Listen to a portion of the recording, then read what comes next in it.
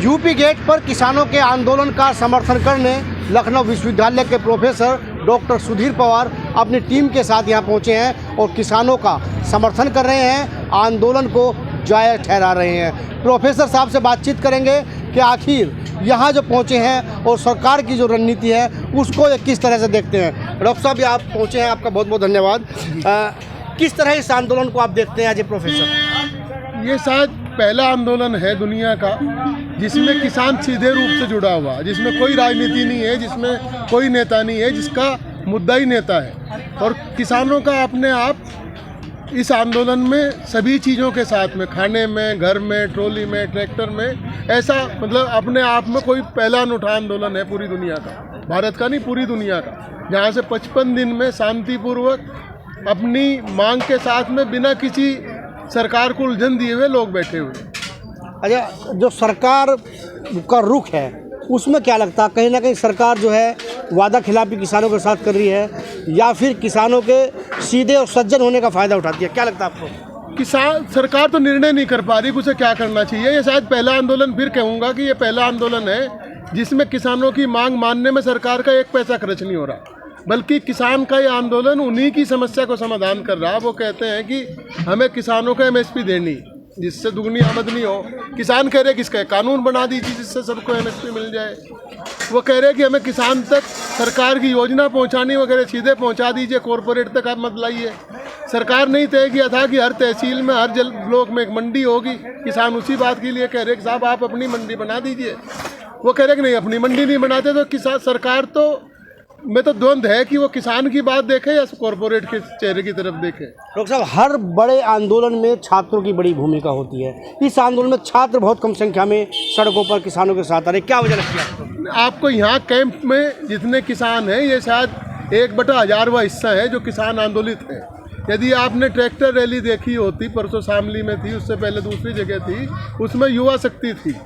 वो वहाँ पे क्योंकि घर का काम भी करना पड़ता है, एक्टिव मेंबर है, सबके परिवार सीमित हैं, तो कुछ लोग वहाँ पे हैं, अपनी पढ़ाई लिखाई भी कर रहे, लेकिन इसमें सबकी भावना जुड़ी हुई। जब जरूरत पड़ेगी आप देखना 26 जनवरी में यहाँ पे आपको नौजवान ही दिखाई देंगे, युवा दिखाई देंगे। एज ए प्रोफेसर मैं आप एक सवाल करना चाहता हूँ जी। 26 जनवरी को दिल्ली में किसान परेड करने की बात करें, वो कहाँ तक जाया जाए सुरक्षा की दृष्टि से? भारत का जय जवान जय किसान पुराना नारा है। अभी तक राजपथ पे खाली जय जवान होता था, जय किसान का नाम लिया जाता था। अब किसान ने ये तय किया कि हम लोग दिल्ली में आके एक बार जय किसान का नारा भी बुलंद करेंगे। उसमें शांतिपूर्वक होगा, पुलिस के साथ मीटिंग चल रही नेताओं की, जहाँ भी वो कहेंगे वहाँ होगा। लेकिन पहली बार दिल्ली ये देखेगी किसान की भी अहमियत कितनी है, किसान उनकी ज़िंदगी में क्या योगदान करता है।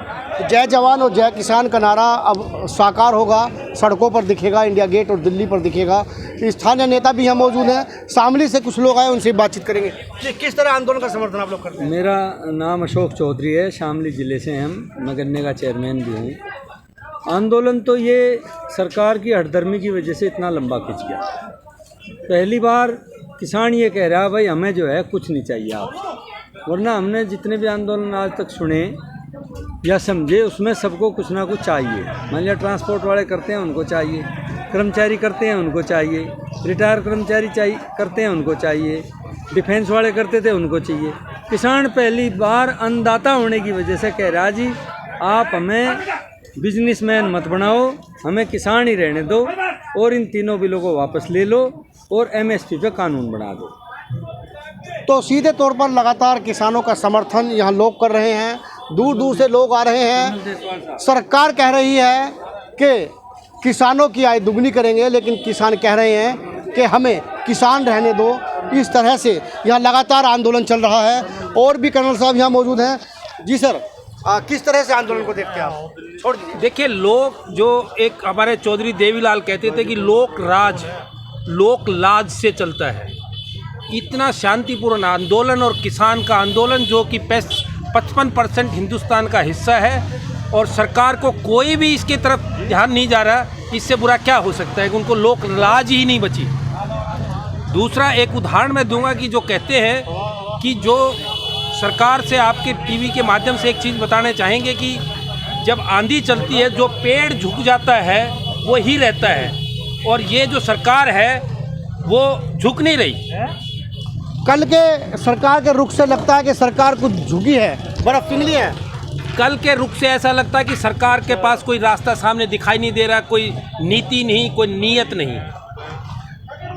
तो समर्थन करने वाले लोगों ने यह साफ किया है कि सरकार के पास कोई रास्ता नहीं है और यही वजह है, लगता है कि सरकार फंस गई है और आंदोलन को अब ख़त्म होने की तरफ ले जाया जा सकता है, सरकार मान सकती है।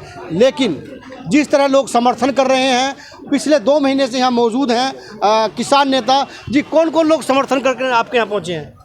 ये समर्थन तो सभी किसान का है, लोगों ने किसान की, ना किसान की कोई जाति होती, ना बिरादरी होती, ना कोई राजनीतिक पार्टी होती, किसान है। सैनिक आए हैं, प्रोफेसर आए हैं और भी बहुत लोग आए हैं आपके यहाँ। ये सभी लोग आए हैं भाई, ये बुद्धिजीवी लोग हैं भाई, इन्होंने जो है भाई समाज को कुछ दिया इन्होंने, तो ये आज भी समर्थन कर रहे और हमारी लड़ाई में शामिल हो रहे, और ये खुद भी खेती कर रहे। इनका जो बैकग्राउंड है उनका खेत से है, सबका किसानी से है। तो शामली से कुलदीप जी जो किसान नेता हैं वो हैं, पिछले 2 महीने से लगातार यहाँ इस आंदोलन को देख रहे हैं। लगातार किसान आंदोलन को मजबूती देने में इनकी बड़ी भूमिका है, किसानों को जोड़ करके किसानों तक इस मुद्दे तक पहुँचा रहे हैं और सरकार झुक जाए, उनकी बात मानी जाए और यहाँ से ही अपने घर चले जाएं, इसी उम्मीद और इसी मकसद के साथ लगातार आंदोलन कर रहे हैं। Karanveer Kashyap, total news, Ghaziabad.